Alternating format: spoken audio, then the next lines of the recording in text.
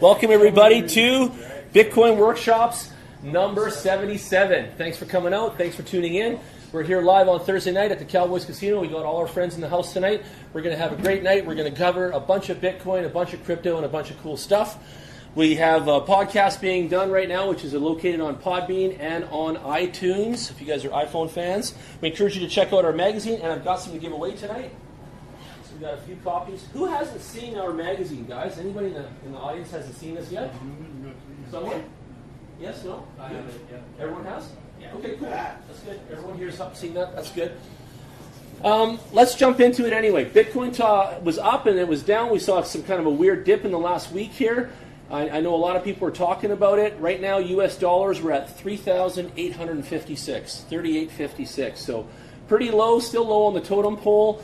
I know that, I'm sure that Jason saw some of the analysts yapping about this last week, but some have said that now it's hit the rock bottom again. So first it was 1, and now it's rock bottom number 2, right? Yeah. Right? You heard that too? So now we're at rock bottom number 2. So what does that mean to the audience and all you guys? Well, it's time to buy, right? It's time to get more Bitcoin and jump in because it is affordable as, right? So you guys know that. It is affordable. So let's look at the chart for a minute. We're still on the low lows of 5 grand, or sorry, underneath that mark there. We did punch through here a little while back. That wasn't too far ago. That was, oh no, that was months back now. We haven't seen over 5 grand since, let's go back and see for a second here. But I think it was November-ish. So since November, we've dropped below and we haven't gone back up. So it'll be nice to see it pop above that 5 grand. I read an article this week, and I'm not sure if Kevin published that, but it said that IBM, the corporation, claims that Bitcoin is going to $1 million a coin. Did anybody see that article? I didn't see it. What Amazing. Hey, you saw it. Yeah, you did. Like how long, Ken? I don't know. It was just out this week. He's the newsmaster. He'll tell you. Yeah. So IBM claims $1 million a coin, and they have got some theory and some something about it. And when I read that, I was really like, wow, for a second, man. I really, you too, Kev. I was literally wowed. I was like, if that really happens, though, oh my God. Look at all the news that's on it, right? What is the market cap now to? $1 million coin. It would be around 18 trillion, give or take. Do some fast math. You got Dan there, right there. Get the calculator out. He's correct. It's 18 trillion. How much? 18 trillion. 18 trillion if Bitcoin hits $1 million a coin. I would say that's Amazing. a long shot. Yeah. So I'd say 10 years is a good number, but if you get to 18 trillion, that's fine. That's almost roughly the US. But all the big Almost Wall national Street debt. analysts, they all have price targets It's of still not at least enough to pay it, but it's good. 250,000? Most of the major analysts? Yep. So here's that article here for you guys on Cointelegraph. Hey guys, come on in. Welcome. Blockchain will hit blockchain advisor at IBM says Bitcoin will hit 1 million. IBM's VP of blockchain, Jesse Lund. Right? It's a fresh article. It just came out February 21st. So it's legit. I'm just going to run through it because I'm touching a little bit of news every week. So, Vice President of Blockchain and Digital Securities or Currency Story at IBM, Jesse Lund, said that he expects Bitcoin's price to eventually hit 1 million. Lund made his prediction during an interview with comparison and news platform Finder.com, published on YouTube February 20th. Towards the end of the interview, Lund was asked what he expects the price of Bitcoin to be on this New Year's Eve.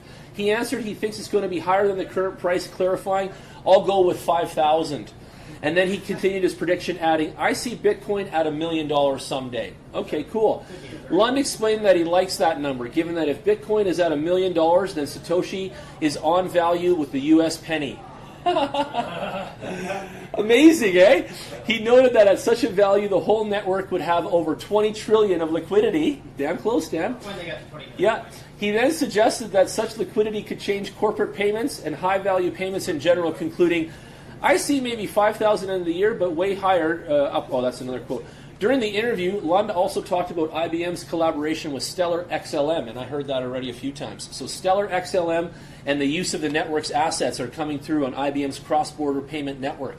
So let me say this. I have bought Stellar XLM myself, and again, for all those tuning in, we don't give any advice. If it sounds advicey, then you're hearing it wrong. But I do own Stellar, and I do like XLM, and if you guys like it, buy some, because right now it's cheap. And with IBM starting up, as soon as they start to come out into the marketplace and start to announce their new software, and they start to announce their payment systems, and they start to do press releases, this is what I was teaching Stefan today about early fishing. Right now, you can put some math together here, okay? Back, I'm going to just be like mindset for a minute. XLM, IBM, holy shit. There could be a major partnership there. Cool. Let's keep an eye on that now as investors. Let's keep an eye on that, and let's watch that develop. And I'll tell you, there's going to be a day when the announcements come out and IBM does their quarterly whatever it is, like Apple or Samsung just did with that app and that coin that went up 200%, the Engine coin. And as soon as that happens with IBM and they launch their first press release on this new software doing XLM, guess what's going to happen that day, boys? What's going on? 100%. Both. She's going to go through the roof, okay? Blockchain Worldwide, BWB or BWW, is their system. So look for it out there. Write your notes. Blockchain Worldwide, BWW. And as previously reported, IBM uses Stellar now and BWW both as an intermediate currency and to pay transaction fees. So they've already got it in usage. They're already rolling on it. And that's just a matter of time before the press releases come out, and you're going to see a spike in the value of XLM go up big time. I can't say for sure and all that, but man, the math is adding up here. So let's finish off. Lund also revealed that the firm is considering working on various digital assets, explaining that they believe there should be an ecosystem of a variety of digital assets that provide settlement instruments and enable cross-border payments. The participants in the network should be able to choose and negotiate their choices in real time. Lund went on to state it could be Ripple, it could be XRP, even it could be Bitcoin, but it would also probably include other instruments like stablecoins and eventually soon, hopefully, central bank issued digital currencies. Lund made a point of differentiating IBM's payment network from the Ripple's RippleNet, noting that the tech giant does not rely on their own bespoke token. And Oman's second largest bank by market value, this bank, Dhafar, became RippleNet's most recent member, joining to enable a cross-border payments to India. And Cointelegraph recently reported that. So there you go. You have a bank using the RippleNet system from India to Oman. And those guys are pumping finances through there. IBM brought its BWW payment network out of beta back in September 2018 after closing a partnership with Stellar in October 2017. About a week ago, a major Canadian crypto exchange, ours, that's their guys, CoinSquare, showed interest in the blockchain by acquiring Stellar X, a Stellar-based decentralized exchange. So I did hear that in the news too. So it's nice to see that our Canadian guys, CoinSquare, are actually growing because they had a ton of layoffs and they're going through troubled times because the entire velocity of crypto has slowed down in the average everyday life, right? Now some institutional buys are going down and things like that, but the everyday people have still slowed down. So it's really interesting to see them picking up more brands and buying more stuff. Really, really cool stuff. Anybody want to comment on that real quick before we move on? Where do you save your XLM? Where do you put your XLM? Do you put it on the exchange? Right now I have it on there, yeah. Put it in Astro Wallet. Astro Wallet's the wallet. There you go, everybody. Pick up Astro Wallet, and it's perfect for XLM. Is that iPhone or Android or laptop? No, it's web-based. Web-based? Yeah. Okay. And of course you get your private key and all that. Good. Best thing about it is they reward you. I got what, 2,500 in there. I get about 3/4 of an XLM every week. Wow. That's huge. Not much, but no, 2,500 total. All right, now it's around what, 10 cents? 11 cents? Yeah. Something like that. I have a comment as well. That partnership between IBM and Stellar, that's powerful for enterprise because what IBM is working on is Hyperledger. Hyperledger, yes. Yes, and Hyperledger has a number of tools underneath it for consensus protocols. I believe there is a suite of 6 consensus protocols for private blockchains. Okay. That can be used for supply chain or Products. syndicated industries. Yeah. Right, like arm's length industries that are partnering with each other for an industrial supply chain. And they stay within that blockchain, yeah? Yeah, they stay within that blockchain, but then Stellar offers a liquidity portal on exchanges. And that's the nature of the partnership between IBM and Stellar, is that IBM is working with Hyperledger, which is under its open source suite with Unix and Linux. Right. Not everyone knows this, but IBM is one of the original pioneers in the open source space by providing Unix and Linux. Yes, they are. Right, and that's what they've created with. They've always been an open Hyperledger. source guys, yeah. Yeah, Hyperledger is fully open source, and it's designed for private blockchains. That's I love it. Public blockchains. And Stellar is a public blockchain that is listed as an exchange pair. So what you've got is an enterprise layer that bridges into a public liquidity layer. And with all that layering and all that blockchain involvement, I think IBM is going to be going up in value as a stock probably too. Would you agree? They don't have a revenue model built around that. It's really a volunteer-driven. Well, if you really know the story about IBM and open source, they started that because they were sick of Microsoft eating their lunch. Yeah. Because IBM is very much on the hardware manufacturing side of things, and they were sick of depending on Microsoft for the software layer. So they said, okay, let's develop an open source operating system so we can work around Microsoft. And they've been doing that ever since. It was good, but they let it drop around. But IBM was one of the first operations that were involved in blockchain. They were. But it's not a revenue driver. I handed out the It's got IBM brand value, but there's no blockchain revenue guide. directly. I still have it, by the way. I have the IBM blockchain guide in a PDF document. If you guys ever want it, it's like it's kind of like a blockchain for dummies idea, but it's not. But it's done by IBM. So if you guys ever want a copy, I can send it to you guys. You can study it and you can read all about it and see if you like it. In America, they have a hard time dealing with all the cannabis stores, like in California and things like that. They just released that you can now pay your taxes in California with crypto. Can you imagine, right? Because they can't get the money in fast enough. So now they're giving another layer, another option, another pipeline to accepting funds from these guys. And the funniest thing is they never gave cannabis-related stores and medicinal dispensaries any bank accounts, any point-of-sale machines. They cut them off from everything, right? They were forced to do everything on crypto, to be honest. And now because they can't get any money from them because they don't have it, it's locked in crypto, now the government's saying, okay, well, since your money's locked in crypto, we'll let you pay your taxes with it then. We'll take it. So interesting. And I wonder this, though. I wonder if there's going to be a future business model available to municipalities and cities for conversion, for cashing them out, for fiat, converting their fiat currency from their crypto intake, right? So I could see a whole like business model growing right there and supplying these city municipalities with these services and that, because I've noticed there's kind of like an uptake of more and more cities accepting crypto for taxes, and even talking more and more government-y things, taking tax money in for that, even worldwide. So it's interesting. And remember I taught you guys about Dash and the Dash coin. Well, in 2017, the Dash network began implementing Dash as a payment option in the cannabis industry point of sale. Dash reportedly aimed to serve the industry 10 to 15% and has decreased the flow of paper money needed. Other U.S. states and blah, blah, blah. But the point is Dash owns that market segment right now. Dash Coin is inside that business model and made it so that they could all do business and do it quite fast and easy, because Dash has the instantaneous crypto transfer. If I send Jason some $10 right now or whatever, it's right now. Like it's within a half of a second he gets confirmation he got the money. And many of the other blockchains don't work like that or give you that kind of results, right? So Dash was really the one that they went with and ran the ball on. So now you guys know. So back to that, what does that tell me as an investor, just to do the math? I want to invest a little bit in Dash. I want to own more of that coin, and I know that it's going to go out there and do more things and grow as an entity, and the community is going to support it because they're using it. So keep that in mind, okay? That's all that's about. But I thought that was kind of funny. Yeah, Dash is fast, and Dash is doing a good job with its brand in terms of sponsoring alternative news outlets. It feels like the Red Bull of coins to me a little bit. Oh, cool. Yeah. It does. Oh, Dash is better than Red Bull. Okay. In my opinion. For my interest. Thomas probably wouldn't agree with that. He likes Red Bull. Let's see where it's at. It's number 15. $83 a coin right now. Still affordable, still reasonable. Up, still in the green today, 1.42%. So it's not bad.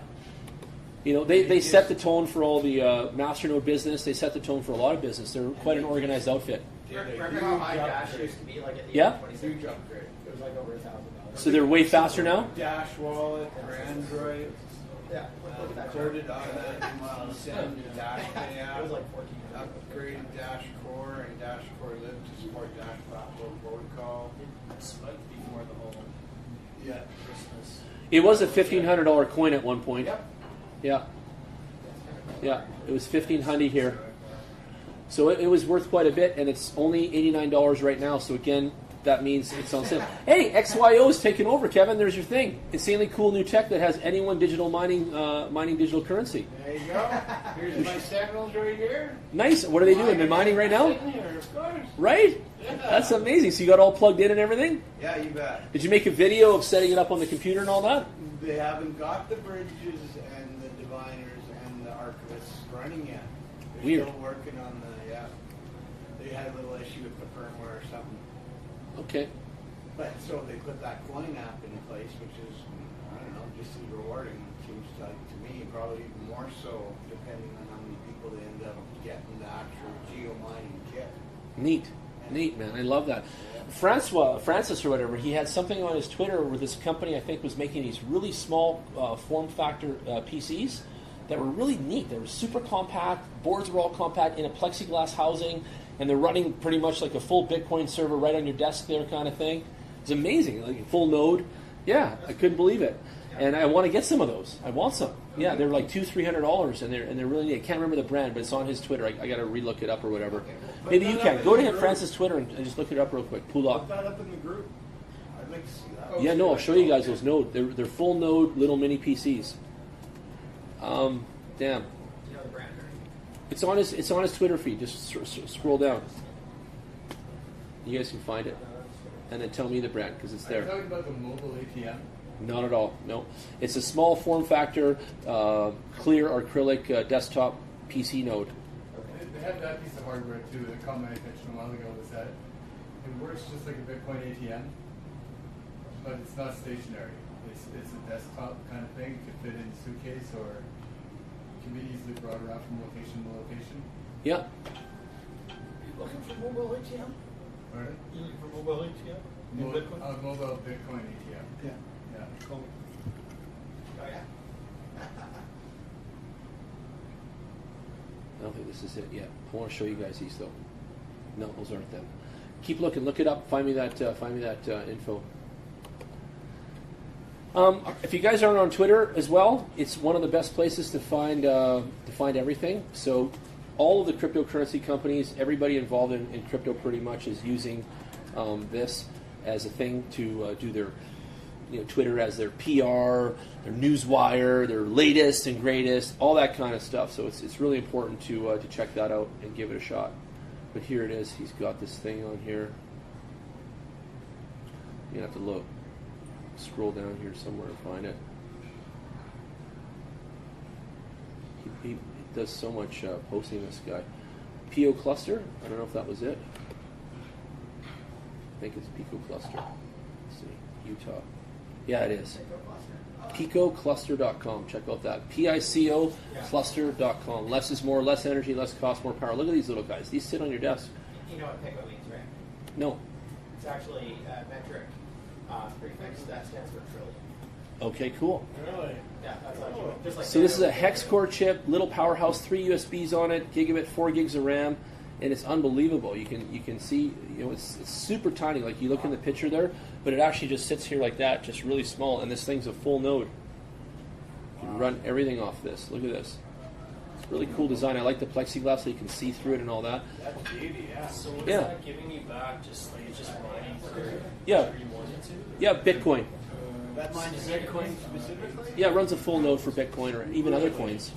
Yeah. So how much? How long would it 259. take? Like how long would it take you to mine Bitcoin? Oh, it's not even about that. It's forever. Like you're not going to make a lot of money running a little guy like this, but you're just going to be participating. Yeah, yeah. Operating a full node like that is important if you're going to run a lightning node. Yeah. And the next step for Bitcoin, I think, is more and more lightning nodes. It is. Yeah. The only way to operate a lightning node safely is to run a full node. A lightning node is an off-chain layer of Bitcoin transactions, so it doesn't actually report to the Bitcoin network. It doesn't. That's right. For every Yeah. transaction. Once a day or something, right? Whenever Yeah, node is lightning closed, nodes. you could choose The to lightning close the network lightning has taken node over. It's gone way once faster. a day, whenever. Yeah. It works a little bit like the best analogy I've heard for a lightning node is that if your Bitcoin address is your balance sheet that gets publicly broadcast, then the lightning node would be kind of like your cash register, your till, where you could conduct thousands of transactions, small ones, and then at the end of that block of transactions, then you broadcast to your balance sheet. Here's Wikipedia's rendition of what Jason said. The Lightning Network is a layer 2 payment protocol that operates on top of a blockchain-based cryptocurrency like Bitcoin or others, like he said. It enables fast transactions between participating nodes and has been touted as a solution to the Bitcoin scalability problem. It features a peer-to-peer system for making micropayments or of cryptocurrency through a network of bidirectional payment channels without delegating custody of funds. Lightning Network implementation also simplifies atomic swaps. Normal use of the Lightning Network consists of opening a payment channel by committing a funding transaction to the relevant base blockchain layer, followed by making any number of Lightning transactions that update the tentative distribution of the channel's funds without broadcasting to the blockchain. Optionally followed by closing the payment channel by broadcasting the final version of the transaction to distribute the channel's funds. To perform as intended, blah, blah, blah. The point is it's doing a great job of setting it efficiently, okay, layman's terms again, and it's running on top of the Bitcoin layer, and it's been a dream because the Bitcoin was a soggy, slow whale, right, and this turned this into a speedy little chihuahua. Like this thing is rocking now, right, and we needed that. Bitcoin needed that badly. And it does work on other blockchains, like they're saying too. So you'll see that some of the other ones that need that speed and stuff will adopt this too and just take that little turbo. Lightning Network is like a turbo on the Bitcoin networks. It's kind of cool. It's cool how it works. And you can Wikipedia it, study it more, and all that good stuff. Dash, here it is, by the way. That's the coin. It helps to save people transaction fees and then the delay in the confirmation. Exactly. I'm going to go to this website, XYO. So Kevin got this unit, the hottest blockchain. No, where is that? Decentric. No, wasn't it? If I can interrupt just for a second to finish on the Lightning topic. Go ahead. The reason why you need to run a full node of the Bitcoin blockchain in order to operate a Lightning node safely is that a Lightning node works like a multi-sig wallet, where everybody who's participating in that Lightning node is making transactions happen. And it's a shared cash register for commerce. And anybody who is party to that multi-sig wallet can close it out and report it to the Bitcoin blockchain at the current state of affairs, which may or may not reflect the settlement that was agreed at. So the Lightning node is vulnerable to, if there's a lot of money at stake, for example, a Lightning node is vulnerable to somebody closing it out prematurely. So if you're controlling a Lightning node, you need to cross-reference your Lightning node to the mainnet, to the mainnet, to make sure that nobody can close it out prematurely. And the only way you'll know that is if you're running your own node, and you're running an API that's scanning the state of the ledger to make sure that your Lightning node is not closed out prematurely. That makes sense. Okay, back to Kevin's thing, the XYO team. So the XY company, they still have these kits and all these things out there. You can still get the investor kit, right, Kev? Was that what you bought? Yeah, no, I didn't get that. You get shares in the actual mother company of XYO, which is XY Equity. There it is, XY Equity. Yeah, provides you with exposure to the lucrative opportunities in this incredible, exciting space. So just for those listening and stuff, xy.company and XYO-equity. So these are the areas that you guys can check out. It's all over America. It's this cool thing that he's doing here where he's mining. He's got these little, what are these little responders or nodes? Sentinels. They're called Sentinels. Yeah. And you guys got to check it out. Watch all the videos. Get involved. Have a look. Really, really cool company. Probably one of the most interesting crypto things I've seen, from the kit and everything else. Like they're doing investing by selling that kit too, right? Which helps, right? Instead of trying to take an ICO of just nothing, they're saying, hey, we give you some hardware and stuff, and now you're buying into our company, kind of like those other guys did with Tesla and that flamethrower and all that weird stuff they're doing. Go ahead. And I think they have about 14,000 people like following them or whatever. And Well, right here on the site, you can see they're just coming up again. Williams just invested, just bought a kit. 6,000, I think. What's their share price? Well, they're free IPOs, so they're not. It says price per share $8 US dollars. Invest in XY and join the revolution. See, but that's their actual company, right? So the kit they're offering right now is, I think, 22 something, 22.75, you get 275 of those shares. Yep. You get the full mining kit and all the swag. Okay, and that's $225. Of course. Yeah, for 225 US, 22.75. 2,200 You're US. You're getting 275 shares at $8 a share. US. Okay, so you're spending over $2,000 US. Yeah, yeah. Okay. Or you can just get the kit, right? Or you can get the kit. $400 US. Okay, cool. So again, because I'm not looking deep at this, but you have, why would any of us give a shit, and why would we invest? And you even brought the toys out tonight. Like, are we missing this? I'm not trying to miss it, but what is the secret sauce about this company a little bit? Why is it so cool? Why do they have this? Why do we need this? They are going to be launching a low-level satellite with Virgin. I think it's in April or May. Okay, Or Virgin so satellites going up in the air. Yeah. Well, and their plan is to replace GPS through this app. And this satellite, this app can pinpoint GPS all around, run off the sentinels, and kind of cover the earth, map the earth. And there'll be other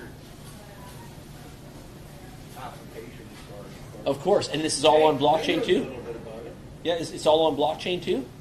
Yes. Partially on blockchain. It's a mesh Okay. network. Yeah. Okay, But one satellite can't cover the whole earth at the same time, so it'll be very limited. so it's the leading location hardware business powering the world's first decentralized location network called XYO. So it's a decentralized location network. Neat, really neat, guys. I still want someone to explain to me why I should write a check, though. Can anyone tell me why? Am I missing something? Should I try? Should I buy this one? What do you think, Jason? Should I buy this one? Don't give me any advice, but should I buy this one? Is this something up my alley? Because you've studied it deeper than me. Like, why does anyone need this? I think they're a worthy competitor in the space, but I don't think that it's the horse that I would pick. Okay, good to say. In Yeah, terms of proof of location. yeah. XYO, they're an established company that they've already got beacons that exist. They've been in the space of firmware for almost a decade.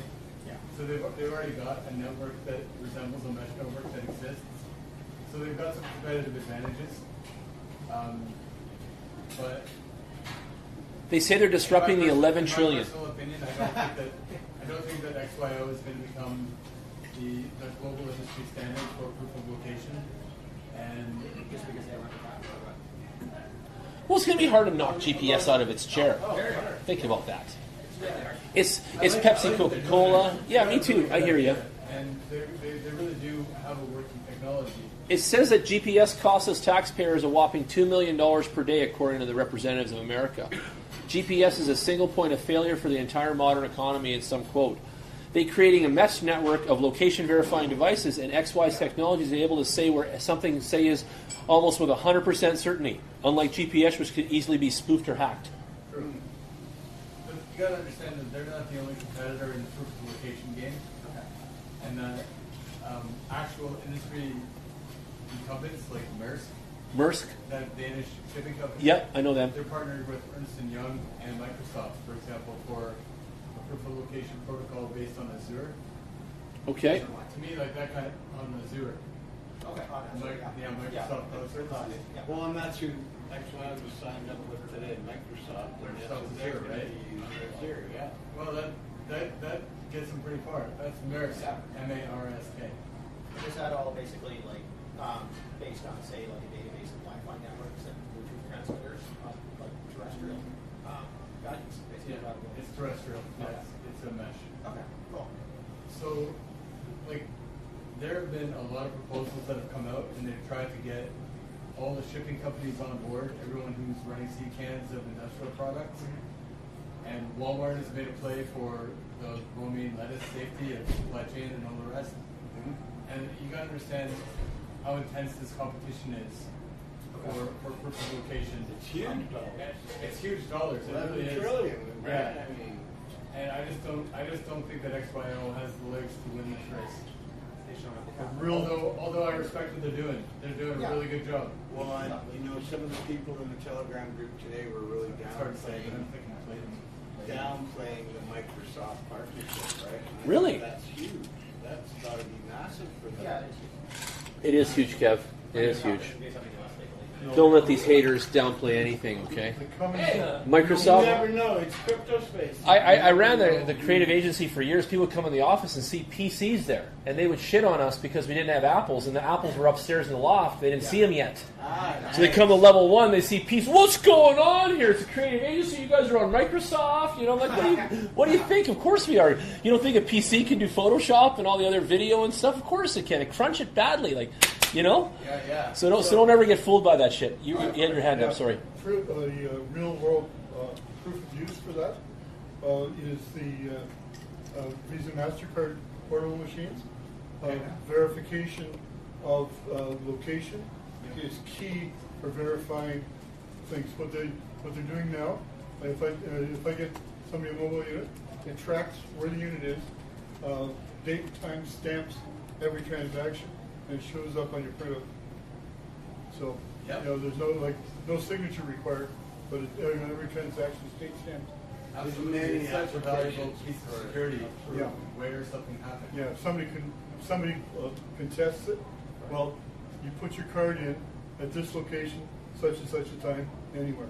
Yeah. Or where an item is while it's in transit. Yeah. If you order something online and you're expecting a delivery, being able to track where it is all the time, it's really a valuable thing. So that would be like a dream client for XYO. Yeah. That's the market, right? That's who they want. They want those big shipping companies, those big global shipping companies, to choose the brand. For sure. And use the Sentinels, put the beacons on all their shipping containers. Absolutely. The thing about it is a company like that can afford to do it on their own. Why? To build it? Yeah, they can build it. They can do it Well, themselves. I mean, if they're partnered with Microsoft and whoever else, why Ernst not, & Young. right? There you go. You For can the insurance layer? Yeah. But that's not the only use for it, right? There's many. Yeah. And that would be good for, not so good for the advertisers. Agreed. There are They many would ways. close that up pretty tight, I'm sure. So a lot of people have been asking me about a Visa card because unlike some of us, like Jason and stuff, that are highly in the intellect of it and the companies, and Kevin's following the news, some people still want to pay for their sushi with crypto, right? And they've been asking, Jen, where do I get one in Canada? So Wirex, W-I-R-E-X. I don't have an affiliate login yet. You can open up a free account and you can have your Visa card, and you can actually get the card now in Canada, and you can pay for sushi and load it up, and you can load it with Litecoin, Bitcoin, and a few of the majors like Ripple as well. So it's all online there. You can spend it. There's British pounds, euros, USD, all there. Spend like a local. So have a look. Do your diligence as always, but take a peek and see if you guys like it. Global spending rewards. You get crypto back, which gets you 0.5% BTC on all in-store purchases, and then you've got instant alerts that is all app enabled. It's pretty cool. Multi-sig, cold storage, like Digital Fort Knox, blah blah blah. You guys are knowledgeable most of that stuff, but. Yeah, it's secure, two-factor authentication as well if you guys want that. Wirex is a certified company giving your funds the highest level of protection, so they claim. They're only European headquartered company to hold a Financial Conduct Authority FCA e-money license. So there you go too. So they're licensed for something. And away you go. I don't know if you guys have heard of this before, but now you know. So people are asking me all week, where can I get a crypto Visa card? So Wirex, W-I-R-E-X, and they've got them. There's another company called 10X. Has anyone seen that one yet? Okay, 10 with an X. It's out of, I believe, Australia. It's not in Canada yet. So I asked them already, and I wrote to their head office from the magazine, and I asked them if they could, if we're in Canada yet, or we could become distributors for them, or promoters of theirs, or get my group involved in distributing these cards across Canada. So they said no, not yet. So I'll show you guys this. So it's 10, 10X. When you had there, that was just like a prepaid credit card essentially? Yes, they're going to be prepaid. When you see that kind of card, that's not a debt card. That's a crypto loaded card, like a cash loading card. You just put money into it. Yeah, you bet it is. So it's 10x.tech, I think. I can't find the website. Let me find it here now. But this is the other card that's all over. Yeah. Traveling, spend your cryptocurrencies anywhere, anytime. Be in full control. So one of my buddies went to Italy, and he wanted to bring $100,000 with him. And he can't bring $100,000 in cash because you got to do all your stuff with it. He didn't want to bring a check. He might lose the one check, and then when he gets over there, there's all those fees to convert it. So he asked me, he's like, how do I bring 100 grand to Italy? I says, well, let's do it on crypto. He's like, really? It's that easy? I said, yeah, man. Let's put it on your phone. When you get to Italy, I'll tell you where to go. You'll cash out when you're there. They'll give you the euros, and you're set up. 100 grand is all yours. He's like, Jan, you are a godsend. But if we had the 10x card, then we could have loaded his 100 grand on this, and he could have went to Europe, and he could have done cash withdrawals on the machines. He could have swiped and paid for coffees and donuts and all of the pasta, spaghetti, and all that sort of stuff. So it's 10x.tech is the website. But they don't offer this to Canadians, so only WireX is the only company right now that's doing it. And then there was Bitvo, but they never ever got theirs done yet either. They don't have their card yet and all that stuff. So we're still waiting for them. Oh, next month. Next month? Yeah, we're waiting for them. So it's just a difficult area to get the product. I personally, I'm going to get all the cards. I'm going to get the 10X one, I'm going to get the WireX one, I'm going to get a bunch of them, and then I'm going to show you guys how they work, and just we'll play with them, I'll pass them around and stuff like that. But I plan to apply for all of the cool ones right now, and I'm going to get them all and just kind of do a little video later and study them and see how the apps work. I love banking apps. I like seeing how everything's connected, so we'll see how that runs. I feel like some of these are not really embracing the full power of cold storage. Properly. Yeah. Yeah, if you're familiar with like the Nano Ledger, for example, what you got there in cold storage is the only thing that's actually stored on that USB is a key pair. And the rest is off there, yeah. It doesn't need to be that bulky at all. It's a card. Cold storage could quite easily just be a card. And I think that would be the move that really is a breakthrough. To do cold storage in the form of a card that can be swiped. Me too. You still need It's coming.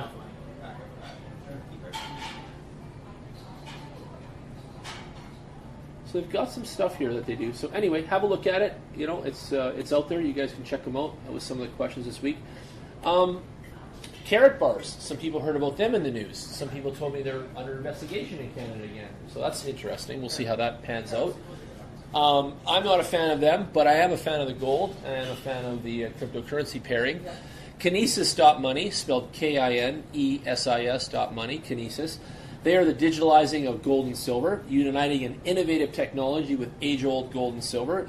This is the leading way for asset-based stable coins, bringing forward a new dawn in digital currency, fully redeemable in one of their 7 vaults around the world, legally allocated title to the underlying precious metals, giving you 100% ownership, easily spendable through the use of the Kinesis debit card, which we don't have in our hand, but you can only imagine it, and receive a yield, which is like a dividend, which is like a residual that Alan likes, just for holding Kinesis currencies in your e-wallet. So there you go, some bonuses to all this. Have a look at it. It's Kinesis.money. It's European. They're legit. They have nothing to do with those fraudsters at Carrot Bars whatsoever.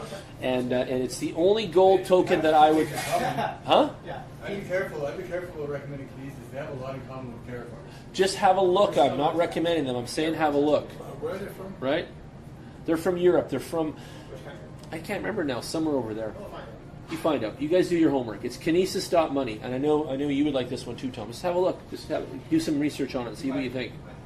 Yeah, have a deep dive into this one. Because again, people were talking about the gold and all that, and I don't want them going to Carrot Bars, so I just want to show this one and just have your look.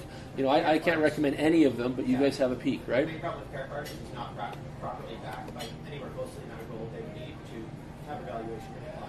And it won't be anytime soon. There's people that think Carrot Bars is going to be the best cryptocurrency Ponzi of all time, with their graphic design and the great lengths they've gone to convince everybody, and even their magazine they came out with. People believe that it's going to be the biggest Ponzi of all time. So we'll see what happens. I'm excited to watch. It will be a big Ponzi. Just I'm watching from the sidelines. Cheers. It'll probably get to around 10 cents or so, and then it'll crash. Did you hear about the hard fork of Joe? No. I've read something about it. The Hartford what? Joe. I don't know what it is. Which? Tron. Yeah, Tron. They forked, right? They forked. Today. Today is Ethereum. Yeah, Ethereum's forking today. There's a hard fork in Ethereum today. Tron too. And Tron today too? Yeah. Okay, So cool. I got the TRX update through Yeah. Alibaba. There you go. There's a hard fork of the Elaborate Systems. I knew about the Ethereum fork. I posted that on our chat room today. If you guys aren't on our chat room and you want to get with us, you can join us on Telegram. You can text me on Facebook, and I'll give you guys a link. You guys can come to one of the Thursdays. You guys are watching online. Thanks for tuning in. Thanks for listening on the podcast. Check us out online at bitcoinworkshops.ca and see what we're up to on the regular basis. So Tron Genesis hard fork.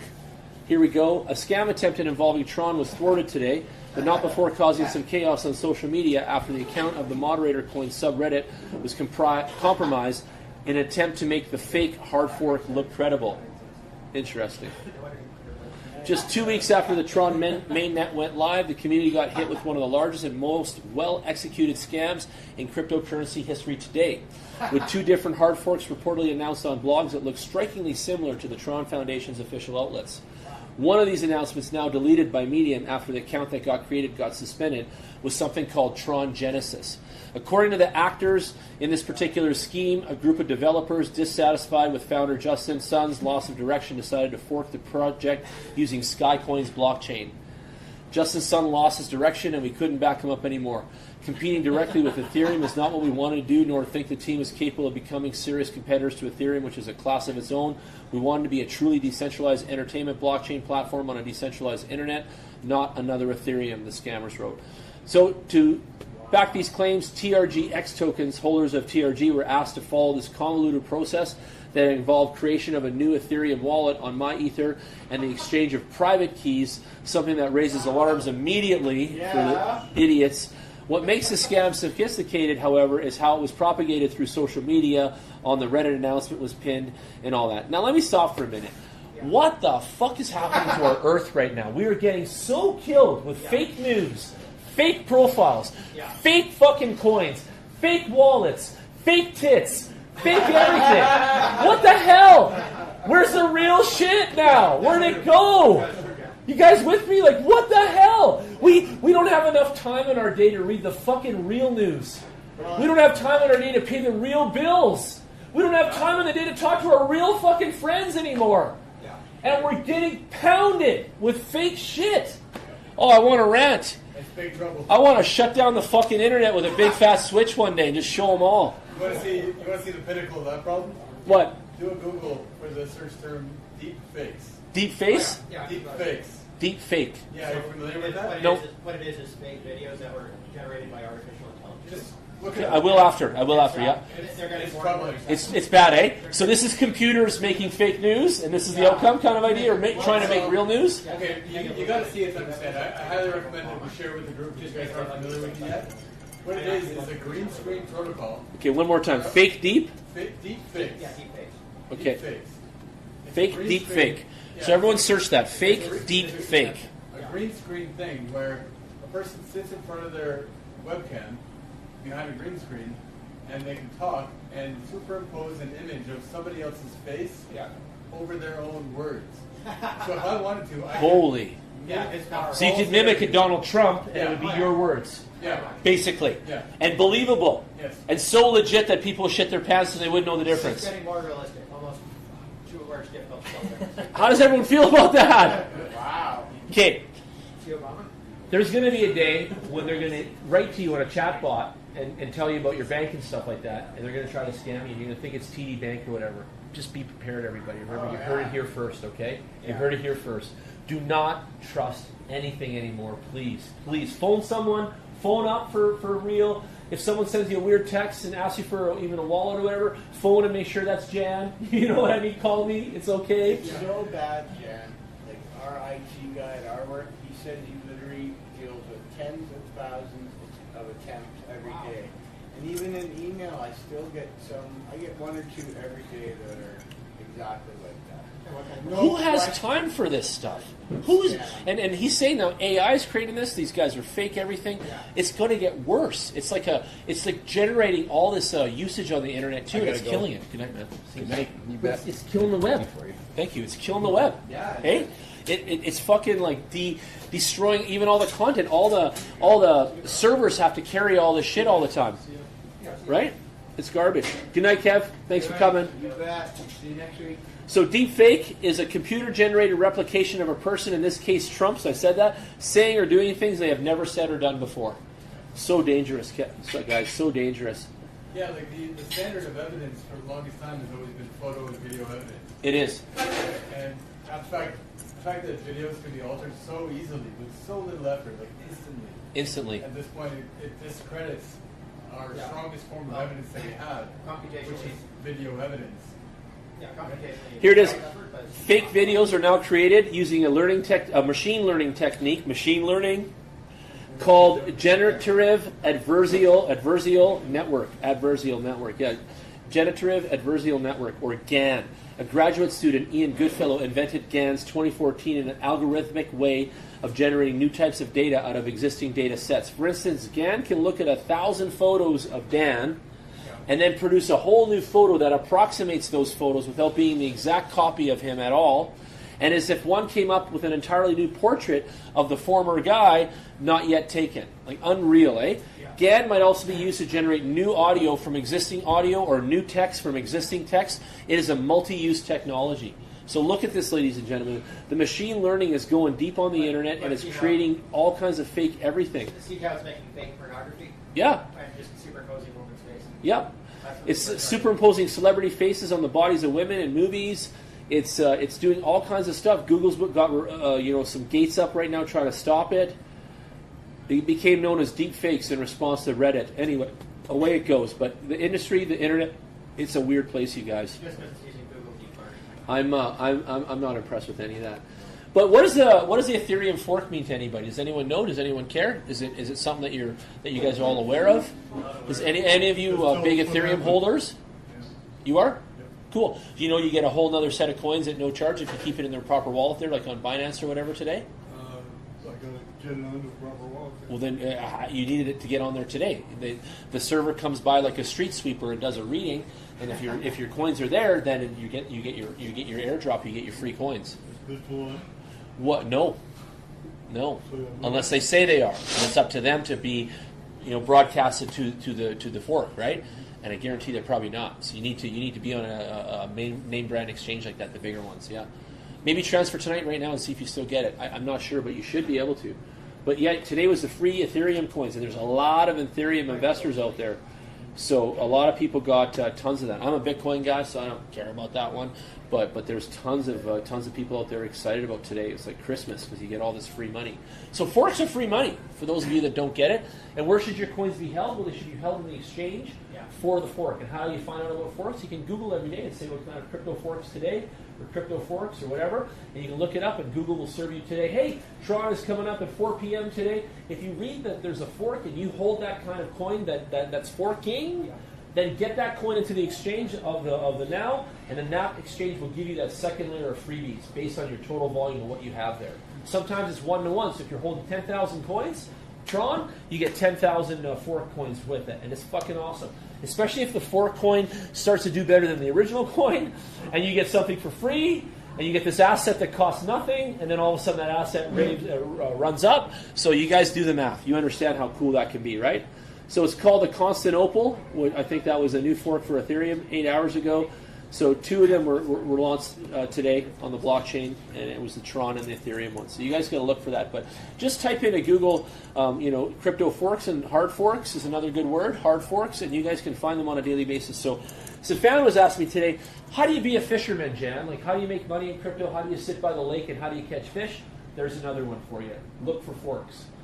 Free money. As long as you've got some wealth and some type of coin that they're forking, and you can move wealth into that. I taught you that today. So for you listening, you can take your Bitcoin, buy some Ethereum, have that in the exchange, collect your free coins today on the fork, put your Ethereum back to Bitcoin 2 days from now, and nobody cares. The exchange doesn't care. That's how it works. So you can buy into the opportunity, reward from the opportunity, and go back to your settlement value of whatever coin you hold as settlement. Maybe it's like Thomas and you're just holding Ripple, whatever it is. You can always go from Ripple, go buy some opportunity for a bit, and then come back to Ripple. Don't even be afraid to do that. It's actually quite healthy. Okay, so try those moves, and it works good for you. Okay. Talking about Ripple, they got launched on Coinbase a couple of days. Oh, yeah, I know they did. It's huge. Yeah. There was a spike again, right? We saw a nice little jump. So there's a website that tracks the forks here. Okay, and I'll give you guys what their name is. It is forkmon.ethdevOps.io for those listening. and it is the fork monitor. So just type in fork monitor because that's what it stands for, fork monitor. Okay, and you can see geth, parity, all their styles here, what the blocks are at, what's the number, the difficulty, all these little technical things that that Jason knows exactly how all this stuff links together better than me. But here it all is for you. And you can see how everything's moving, and at 9 p.m. and at 8:59, what block we were at. I think it's kind of cute, neat thing stuff, If you want to be techie and you want to get into it, it's right there. And that's when the fork happened. You can see it right here. It's up in this range right here from 8:58. It's all started right there. So there's what's going on. So check it out. Get out there and learn more about this stuff. He said it earlier. I open the door for you guys to go in and look around. So, is free coins part of crypto? You bet it is. Are airdrops bullshit? Not always. Are they security breached? Yes, they can be. So what happens with airdrops that fucks you is when you go and you see it online, it's like, hey, fill out my form. I'm going to send you all this 10,000 free Ethereum coins, all that kind of stuff. You go, you fill out the form, you give them your Ethereum address. Then they come back like a worm up the back end of that website with your Ethereum address and try to scoop whatever's in your account of Ethereum. And it happens a lot. So make sure you have a separate wallet for your airdrop receivings. Okay, guys? So that means create another wallet inside IM Token 2.0. You can have 5 Ethereum wallets all labeled with different numbers or part numbers or whatever you want, sequence. And you can have one called Airdrops 2019. And then you do all your airdrops this year, and it goes into that wallet. And it doesn't affect your other wealth and your other assets. It's very important to start to divide things and divvy things. Jason, do you know of, or Dan or anybody, I would like a wallet where I could have multiple BTC wallets all inside the same one. Because what I notice, I get one. I get one in Coinbase, I get one in Bread, I get one in Jax. All these apps only give me one BTC wallet, but I'm the kind of guy that I could afford to have 5, let's say, and move money around different piles of it, you know what I mean, and that kind of idea. Does anyone know of a wallet that has multiple BTC wallets? No? Yes? If not, tell me later, please. Yeah, I'm looking right now. I need one. If you want to manage multiple BTC accounts, you can set up. You can download the same app more than once. I know, and I thought I could have different email accounts in different exchanges and hold different wallets. That's easy to do too. But I don't want all that cumbersomeness. I'd like one app and be able to label wallet 1, wallet 2, wallet 3, wallet 4, that idea, and then be able to work with that and have it. I'm looking too. That's why I'm putting it out there. I'm looking too. So that's cool. And why do I want multiple? Well, I'll tell you why. Because I want to separate things and organize things and save this pile of money for that and this pile of money for that, let's say, and things like that. So I have different things and I divvy it up.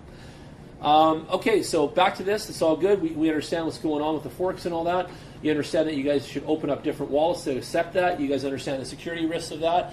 My Ether Delta and My Ether Wallet Online, those are highly hacked websites, so I do never recommend for you guys to go on there, open an account, put any kind of wealth in there and leave it. Go into My Ether Wallet, do your diligence, get your free crypto tokens, whatever airdrop, and get the fuck out of there. Lock it up and move your wealth out of there. Do not leave it in those websites. They get hacked a lot. Companies like Binance and Bittrex have been super solid. We've seen nothing happen to them, but there could be the Mt. Gox day where they get taken down for whatever reason. I don't know. So just keep in mind that nothing is 100% secure. Everything has some sort of details and risk, right? Mine's the most secure, of course, is just blockchain.com. It's secure as it can be. It hasn't gotten hacked yet. Yeah, no, it is. It's really good actually. I like it. CoinSquare is pretty safe. Yeah, it is too. I agree with CoinSquare. I like CoinSquare. I've never hated it. So they bought some other company that was involved in hacking, and all a bunch of haters hated that. So Stefan was asking me that.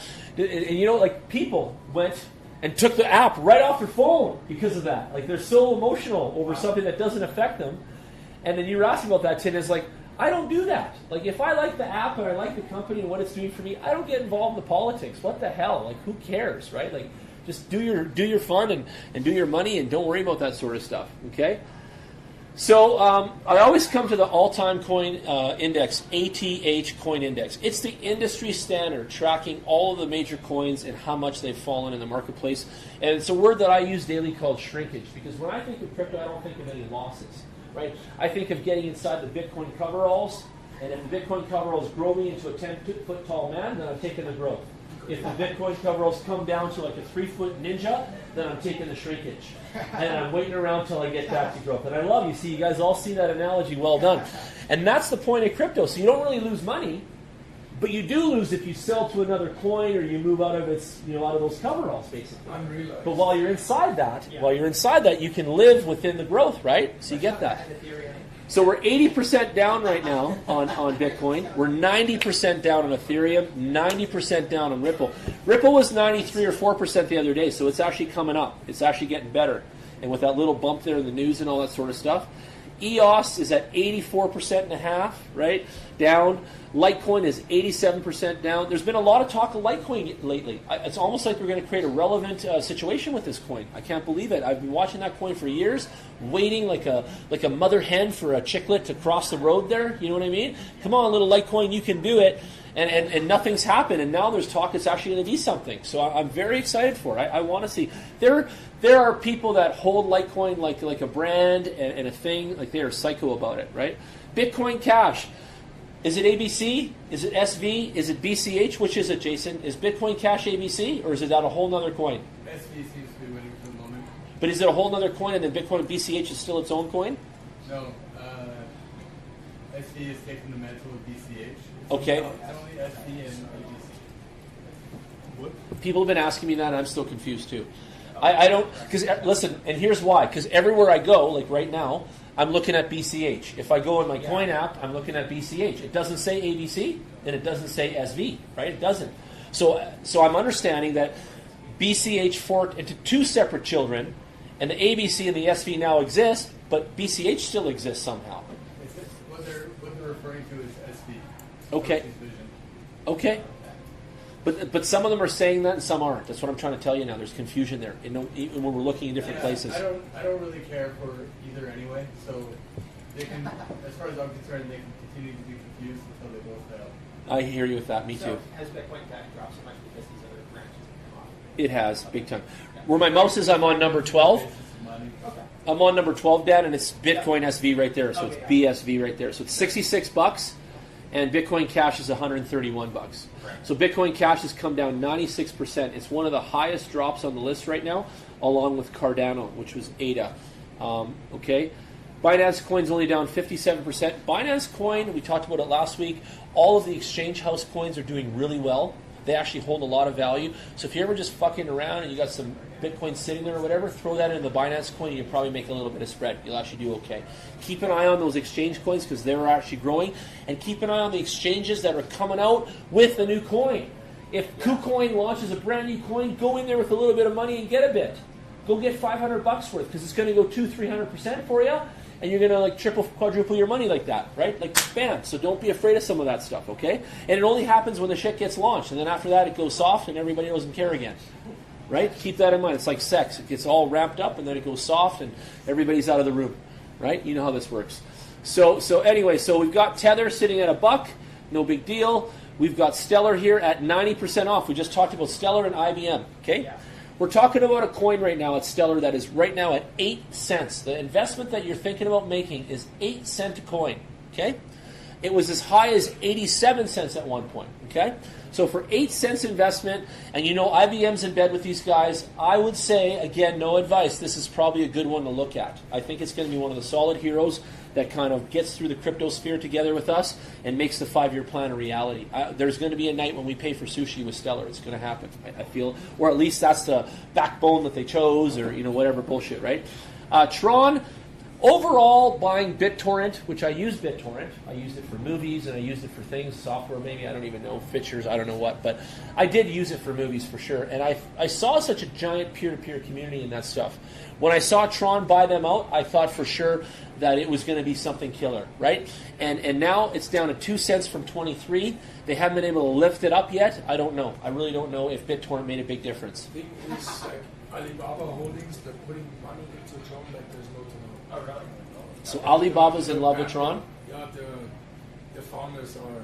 So you saw some news connecting on that? Yeah, because I'm an Alibaba shareholder. Gotcha. I Yep. always get Tron updates too. Good. So for everyone listening, Alibaba and Tron are trying to get in bed together? Yeah. Okay. And They're trying to have babies? Something there? yeah, and it's pretty impressive and interesting how much money they put in Okay, killer. I love on a it. regular basis. So they're kind of investing on a regular, everyday basis. They're buying more of the cryptocurrency as we go? That's And really then cool news. Yeah, they support the whole ecosystem. Wow. And like, that's what Alibaba does. Alibaba's a cash-rich company, eh? Like they're supporting more or less like startups, Yeah. and make sure that they just direct them with them. And So Alibaba uses the funds to lift startups up? yeah, they buy actually at least once a month they buy another company. Yeah, they're a holding company. Wow. They're an umbrella holding company. Yep. So they just keep buying out the ones they think are little stars coming up, probably. Well, Hey. they, like the biggest social buying network in China is Yep. owned by, Is it WeChat? yeah. Yeah, that's what I thought it was. Yeah. Okay, good to know. No, I'm sorry.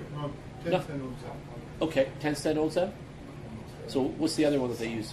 It's another name. I thought I knew it too before. Balogi, be something. And I don't know. Do you know what the famous Chinese chat box is? Instead of WeChat, there's another one. Not talking about Yeah, I remember it from before. But I know what you're talking about too. That's cool. Does anyone hold Monero? Does anyone know what Monero does? Does anyone care? Yeah? What do you know? Monero is privacy focused coin. It's a what? Privacy focused coin. Okay, so there's no It's transaction knowledge? What's the word for it? It's to basically muddy the waters on wallet-to-wallet transfers. Okay. So when a person transfers Monero from one wallet to another, it'll go through between 1 and 20 arbitrary other wallets. So it's very difficult to trace out the endpoints of who sent what to who. Interesting. So it's very crypto friendly, obviously, and cryptography is in full force, and it's private. Yeah, privacy is their main focus. I love that. The value proposition is privacy. Well, it's a coin that was at $542 not long ago, and it's at $47 now. I heard that it was widely used in Korea too. Did you hear the same? Not just there. Okay. Yeah, many places. Okay. IOTA, 28 cents right now. $5.25, 94% off. Dash is $81. It used to be $1,493, 94% off. Neo is 95% off. I saw that news clip from the CEO of Neo saying that they're going to be the best blockchain coin in the future of 2021 or something like that. They aim to be the world's leader. Some kind of hype that was in his article there. Ontology, I still don't know much about Ont. What was that all about, Jason? That's 89 cents now. It was $10.92 before. Do you know anything about Ont? I know a little bit about them. I believe that they're built on top of Neo. If I'm not mistaken. Ontology is it's a smart contract suite. It's the general idea. Of, Okay. Sort of like templates for various types of smart contracts. Yep. It shows the name because ontology is the science of categorizing. And so they have categories of smart contracts that can be mixed and matched together for business function, for business logic. Cool. I like that. I like that a lot. Last week we talked about MakerCoin. In fact, I was away, I was back. Every time we've actually had a meetup so far in the last few weeks, whatever times we've met, I've talked about Maker, which is the symbol MKR. Right now it's at $667. If you listen back, maybe the last podcast, you'd see it was in the 5 range. The 1 week before was $400. It's almost climbing $100 a week right now. Its highest was $17.98.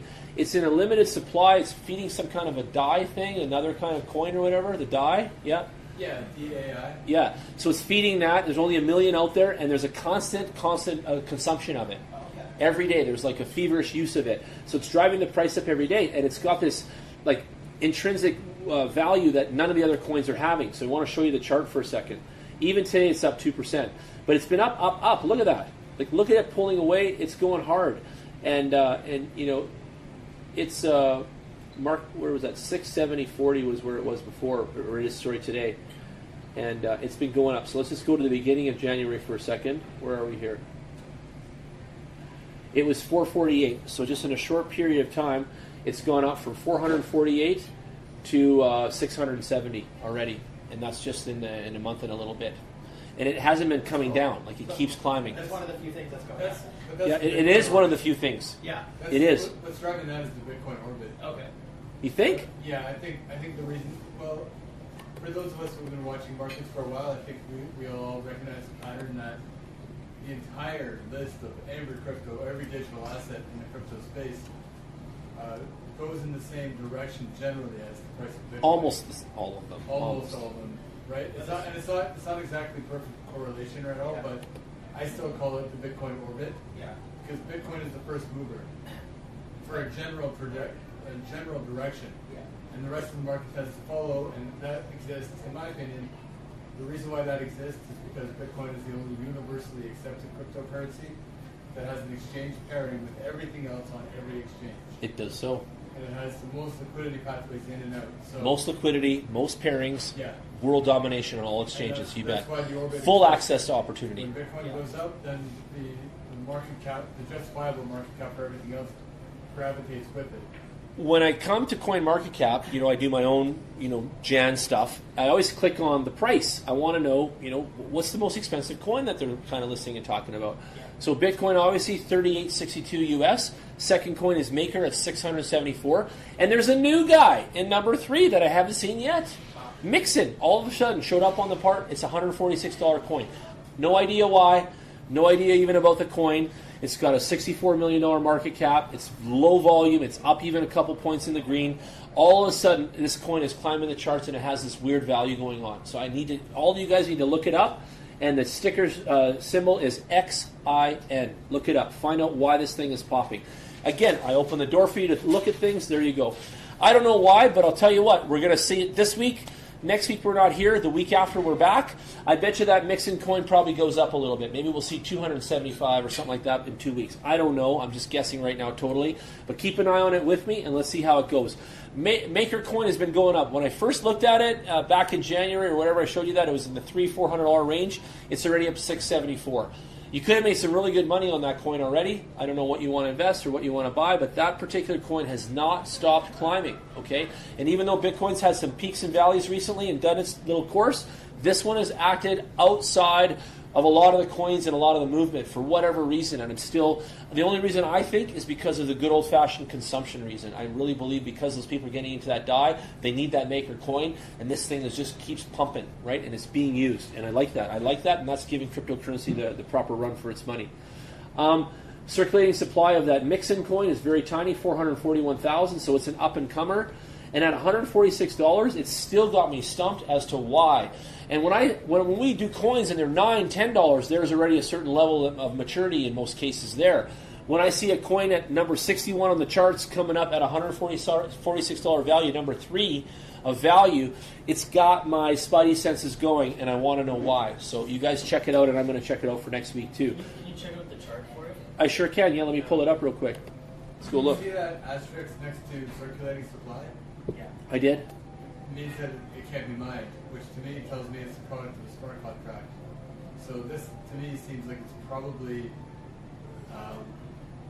some sort of a stable coin, or, well, it certainly is a product of a smart contract. When the world was all over it was April 2018, last year. And that was a big bump. That was the last time I actually was mainly trading on a regular basis. I kind of stopped after April because it didn't seem like there was any more. Because look what happened after April. For almost everything, it did that. It just came down. The whole thing came crashing down. So it was all shorts at that point. But yeah, back to April, it looked like some highs of like $1,400, or something like that. What was the low there, like 2 months, 3 months before, right down there? Yeah. 355. Still higher. Yeah, and right now it's at 147. So it's got a lot of ways to go back to where it was, and I really think this is a good one. But again, I don't know a lot about the project, so let's read it here. By the way, CoinMarketCap has been dropping a little bit of text now on their site. That's brand new. So we never had this months back. So Mixin, XIN, bills itself as a free and lightning fast peer-to-peer transactional network for digital assets. Well, we've heard that before. Leveraging directed acrylic graph. Ooh, never heard of this yet. DAG and Byzantine fault tolerant protocols. Cool names. Wow. Mixin aspires to help other blockchains achieve trillions of TPS, transactions per second. Sub-second final confirmations, 0 transaction fees, enhanced privacy, and unlimited extensibility. So pretty cool claims, really cool. It's like a turbo again, right? Some kind of turbo for other currencies. We'll see what happens. I have to say, I like the sound of it. What? What's that in English? It means that it's going out there and it's going to be applying its protocols to other coins and making them faster and making them split second and that kind of thing. So it's going to add the speed and stuff that some of these other coins are failing at. It's kind of like you guys go do a coin and then we've got ours that helps yours go faster. So it's a verification. I'm not totally sure yet. We got to look into it. I don't know what their acrylic graphite, the directed acrylic graphite is. I don't know what that is, or the Byzantine fault tolerant protocols, but I'm going to look it up. This is how I learn stuff too. I look it up. That's what we do. Which means during the cycle, it's This is the mixing point. like a tree diagram. The first project that was really big with DAG, directed acyclic graph, is IOTA. Okay, biggest gainers and losers. Let's check this out right now. Wow, in the last 24 hours, our biggest gainer was the ABBC coin. ABBC. The second one was Heartbout. The third was Staking Lab, which is LABX. The fourth was Everest. The Tigerium at TIG. The Currency Analytics. Optimal Shelf Availability. Content Value Network. And Quantus Network. And then we're rounding out about 40% increase. So the big boys of the day today with 100%, that's doubling your money, were the Heartbout coin and the ABBC coin. So had you bought those earlier in the 24-hour period, you would have doubled your money today. And that's what that means to you guys, okay? When you see 100%, that's doubling your dough. So let's go on the week. The ABBC coin actually tripled and a bit of your money this week. It was triple plus a little bit if you were into the ABCC coin in the last 7 days. How do you do it? You go to the exchange, you buy some of it with Bitcoin, you swing trade it for a week like this, you let it do its growth like that of 242%, and then you sell it back to the marketplace and you let them have it and you go back to Bitcoin. You land back on Bitcoin again. All available on Coinbase? You bet it is. Yeah, I'll tell you how to find out. So if you click on the link of the name, it'll give us the charts down here, and on the side tab of the charts, it says markets. You can find out where that opportunity lives. And right now, the ABBC coin lives on the following markets. Coinbene, you were on that one today, Steph. BizZ, DragonX, Right BTC, BTC, Top BTC, Bit4X, and as Jason said before, almost everything in the world is available through BTC, and that's what that pairing means. And you've got a bunch of exchange. IDAX, I've seen those guys already. I have an account there, so go for it. Go grab some on Coinbene and see how it does for you. But I want to show you what the point of this is. It's a mindset that I'm trying to show you is that right there you could have made 2.5 times your money, but you had to swing trade it for a week, and you have to do the job. Like, you have to fish. You have to get out there, take a risk, and actually grab some. The Tigerium was also number 2 for the week. It was 158% at the end of a week, which is double your money plus another half. So, double plus another 50%, which is pretty good. Yeah. Again, if it's 10 grand, it's 25 grand you're coming out with, just for numbers for you. So you got 10 grand in, it does 150%, you got 25 grand now in Bitcoin, right? I want to teach you guys how to do more of this. There we go. There's the engine coin, ENJ. Does everyone know this one yet? No. Okay, the reason you don't is because you didn't watch the news about Samsung. But Samsung released their blockchain phone, That's what you're talking about? and this engine coin, ENJ, is going to be preloaded on their phone systems now. The S10. You bet, in their wallets, okay? And when that happened in the news, this thing tripped out, and we had some serious gains. We saw 200% because of that. Stefan and I looked it up and stuff like that. So again, news is perpetrating this, and then boom, the thing is. But if you're going to try to jump on stuff, you have to know that Samsung's in bed with these guys. You have to know that Samsung's going to release a press release to the world on Thursday, and you got to get your money ready in Binance or wherever on that coin. So when the jump happens, then you're going to participate. That's the nuts and bolts of how that shit works. And I'm being honest, there's no other rocket science to that. You got to listen early on that stuff. You got to be ready to go, have your money ready, and then you can capitalize. And the capitalization is still happening. A lot of people say crypto's dead. What's going on? They're full of shit. It's not dead. There's all kinds of projects popping out every bloody day, and there's new stuff all the time. I've seen so much new brands and content this year more than last year. I've never seen more development happening than I have in the last little while. I know, it's crazy. Okay. Development is actually going bonkers right now. Okay. Just Bananas. bonkers. The markets are not reflecting the actual progress. They're not. They're pretty skeptical right now. No price. Okay, so where are we right now for you guys listening? We are on coinmarketcap.com, and we are looking at the biggest gainers and losers list. Check us out online, book a one-on-one currency and trading day with me. You can go to my website, bitcoinworkshops.ca, and you can book me by the hour, the half day, and all that kind of stuff, and I'll help you do all that kind of stuff. No problem there. How's it looking? It's getting low. Okay, no problem. There's a little button there, too.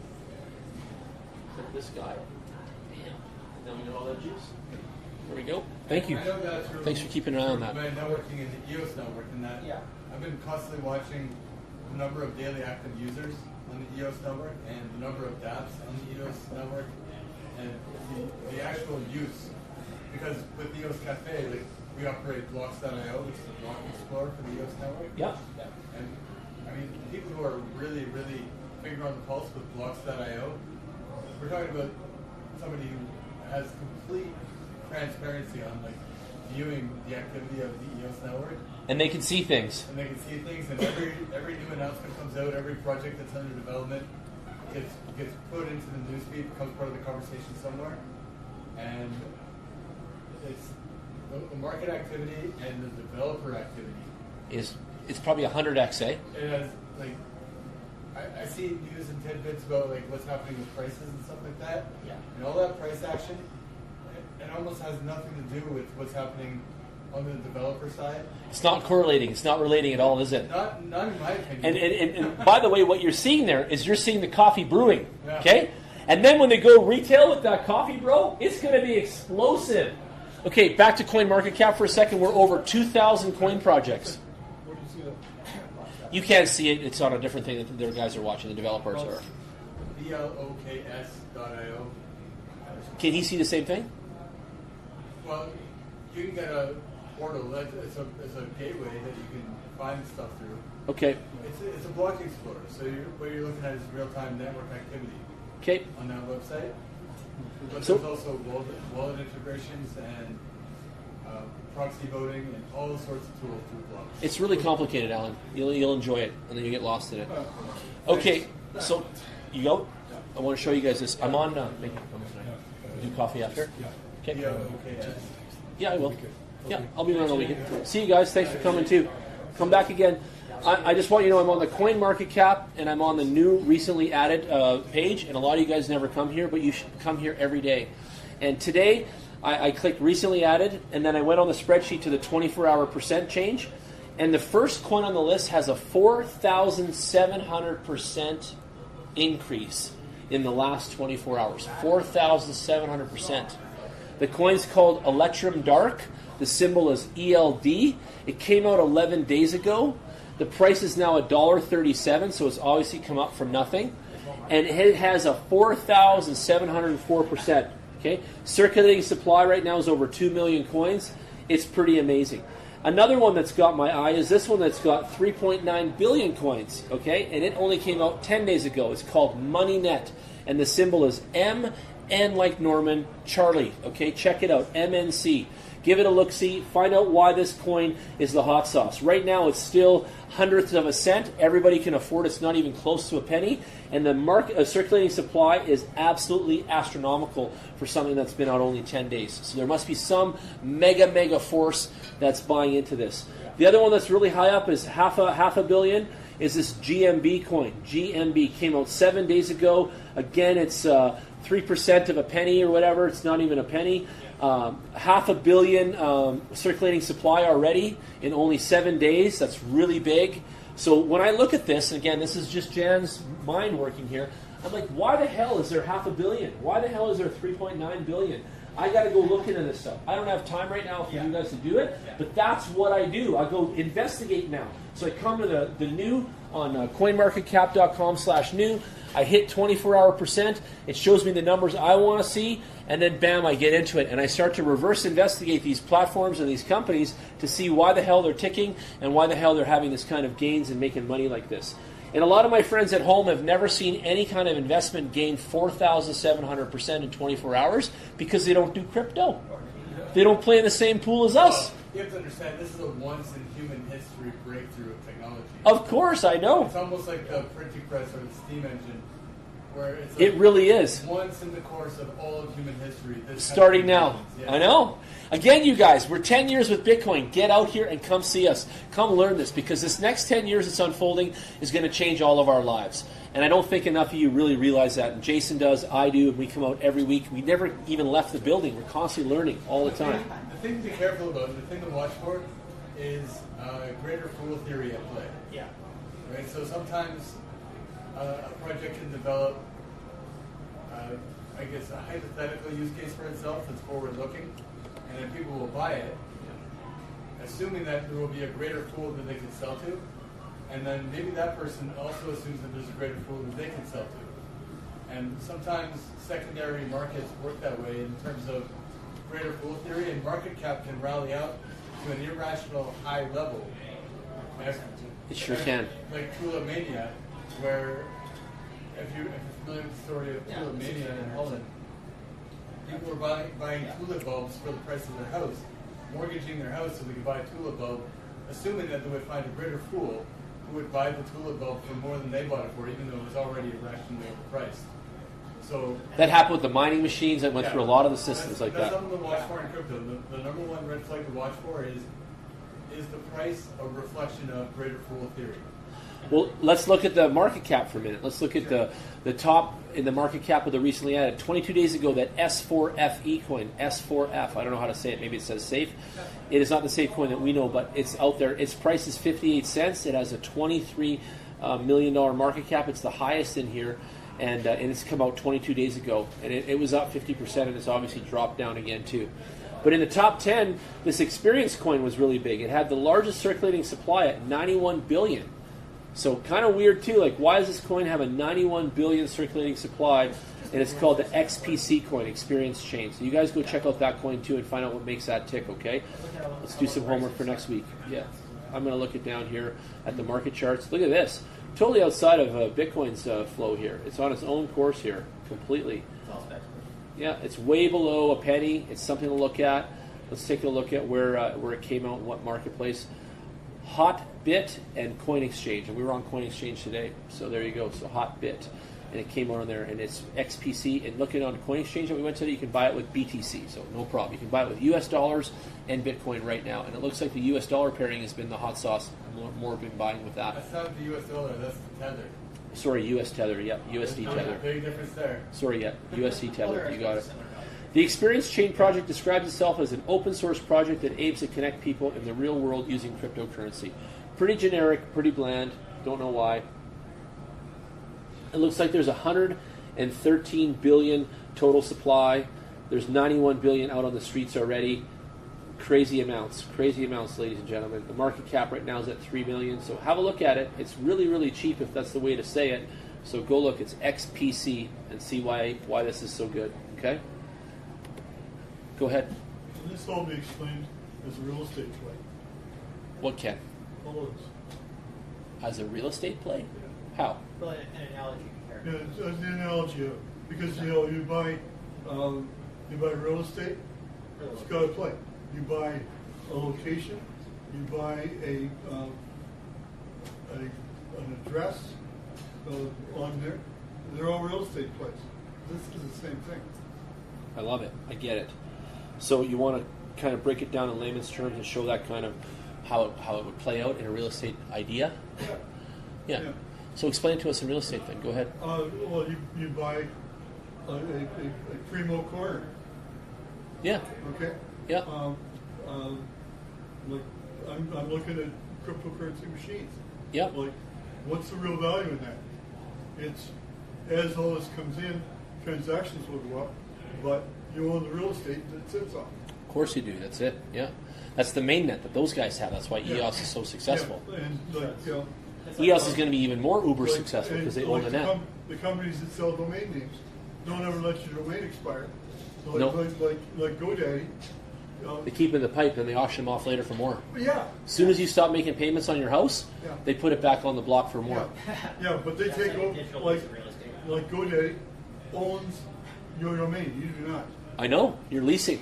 Yeah. Yeah. That's not correct. So, well, you are what you are, but you still have the paperwork on it. But you either way, they're sitting in the middle. You have to go. Did you hear about this You're yet? a broker, but once you buy, you actually do own the domain. You transfer it. You can No. transfer it to another ISP if you, or I should say, But now without them getting they're big on it. yeah, but they only get a one-time fee, and then it's just a renewal fee. Let's see what days that is. Yeah. Okay. So, Yeah. So in October 11th and to the 13th, you guys listening, there is a cryptocurrency conference in Winnipeg, and we're going to attend this. And it looks like it's on the 11th to the 13th, so it's from Friday, Saturday, and Sunday in Winnipeg. So we're going to go to Winnipeg. If any of you guys want to do a road trip or go out there and crash this event, come with us. Let's go do it. but we're going to go show our face in Winnipeg. We already have some friends out there that came to our convention here, and we may adopt this under our Crypto Conventions brand and give this guy some more branding and stuff, and then take him under our wing and show him how we do things. But it's really exciting. Have a look. Some of the speakers are in the logistics business that Kevin's in and stuff like that. So a lot of neat things. And have a read about these guys. This guy right here, John Sneesen, he's the one that's actually putting it on. He's the Jan that's doing this. So have a look. And they've asked me to come and be a speaker. So there's a good chance I'm going to end up lecturing there and doing my little thing on everything. Go up one. Yep. Another one. Yep. That guy. Stefan Arnillo. Real estate. Yeah, he is. It says that. Serialpreneur, real estate investor, author. Stefan Arnario is award-winning real estate investor, entrepreneur. 2014 Rich Dad International Hall of Fame, featured in Canadian Real Estate Wealth magazine. Entrepreneur named him one of the top 10 real estate influencers to follow. Starting with only $1,200, Stefan has built into a multi-million-dollar portfolio for himself and his partners and recognized on the self-made list. He is coming out with his new book in April, Hard Times Create Strong Men, Why the World Craves Leadership and How You Can Step Up and Fill the Need, The History of Empires. Cool. Sounds all cool to me. I like this guy's credo so far. I've been watching that guy on Facebook for quite a while. Yeah, so he's a self-made guy. He started with $1,200 and now he's worth a lot. I love those stories. Cool. You know, I started with $250 and I made a few bucks. So I like that. This guy is the chief operating officer of EOS Nation, Daniel Keys. He's coming down, and then my other Stefan friend from Montreal is friends with Daniel, and he knows him really well and stuff like that.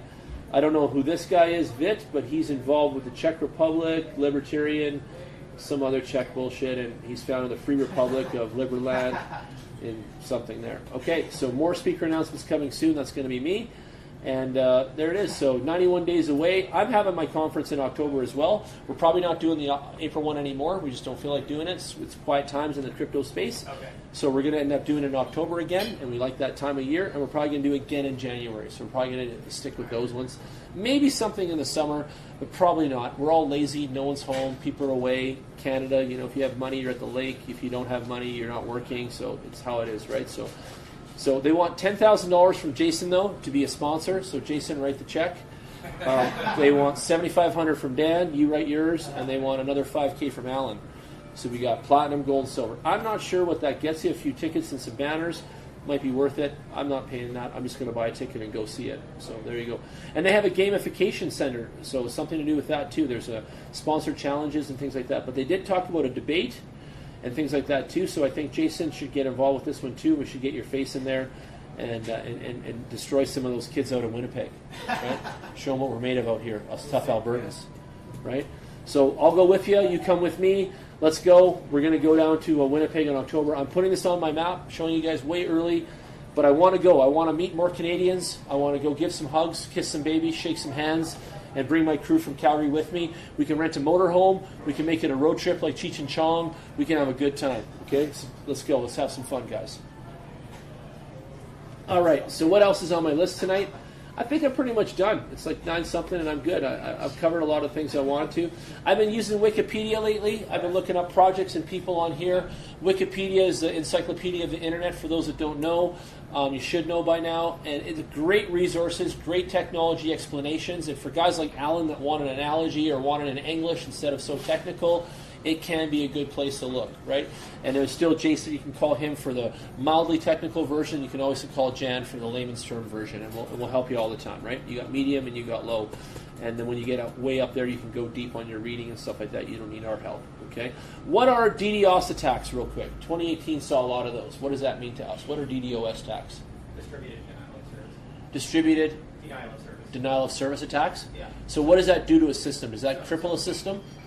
Potentially, depending on the amount of bandwidth it has. So basically, let's say you've got a specific IP address, like even your home router that's probably basic to the internet, your ISP, and enough people are constantly trying to ping that for enough IP addresses that it actually fills up the height of the bandwidth that goes to your house. Yeah. That can make your internet service effectively unresponsive to be able to send and receive replies. So they fill the bandwidth of your pipeline with a bunch of attacks, and then you're no longer operable, and it shuts your shit almost down, basically. There you go. Yeah, you can think of it like an electronic traffic jam. Okay, there we go. I like that. So what are they saying here? That Lightning Network thwarts DDoS attacks? Let me read that here. I was just there now. It says DDoS attack. So on March 20th, 2018, that's almost next month, the Lightning Network nodes faced a DDoS attack that sent around 200 nodes offline. Downtime from 1050 to 870. The exploit used as many node connections as possible to prevent any new connections. A month earlier in February, Bitcoin core developer Peter Todd said the Lightning protocol could very well prove to be vulnerable to DDoS, denial of service attacks in its current incarnation. According to the cryptographer, this poses danger both to the peer-to-peer as well as the blockchain level of the project. So does that mean it's weak? In layman's terms, does that mean that Lightning Network has some holes in the ship that creeps can come in? Not any more so than any other router. Yeah, Okay. It's still a lot stronger than the previous protocol. Good. So it's got some potential vulnerabilities, but it's nothing that's going to take it over anyway. Okay, good to know. Good to hear from my tech nerds. That's Yeah. good news. Okay. Well, that's it. Let's wrap it up. Let's call it a night. Let's converse. Let's hang out. Does anyone want me to pull up a website before I go or anything yet? I got a story to share about DDoS. Okay, tell. I had a client, a friend who runs a website called bodybuildingpro.com, You okay? and he makes most of his money with YouTube, where he does interviews with bodybuilders and with nutritionists and stuff like that. Yeah. And most of his actual revenue is off the ads of his YouTube videos. Okay. But he maintains this website, which is the actual information basis for his business. And he's a very controversial fellow. He's a very outspoken fellow on social issues. Yep. And so he created an enemy for himself somewhere in the world Oh no. who decided to flood his website, his router, with just millions of requests per second. Wow. And that's all a DDoS is. It's just a bot that pings your website with a request for something like click a link or Say your web server. yeah, and it just totally is a traffic jam on your portal into your web server. So his website was inactive for the rest of the world because this one enemy was pinging him constantly, Continuously, millions yeah. of times per second with the bot. Yep. And they were taking all the attention that it could provide to other legitimate clients away. And that was a real learning curve for me in the way routers work and how to deal with that. And it Did took the hosting years. provider put up a block to that thing and then There was no stop way to it? do it. The attacker would constantly change their router address. Oh, God. Yeah. Yeah. So they change. Touche. Extremely difficult. Wow. Difficult to work Wow. Yeah. So what made them go away then? What fixed it? What helped? Nothing made them go away. For about 4 years, we had no solution Oh God. at all. But Oh, there, God. there would be a solution though. That's, Yeah. you just have to uproot them to a higher capacity ISP that, like for instance, a place like Cloudflare, they actually have the infrastructure to lead off those attacks. So Okay. that they're, unless it's extremely large, like in the tens of gigabits, it probably won't even affect your website. But the average place, like you mentioned, the average place like that would have much more difficulty in leading it off. Wow, that's amazing stuff that happens.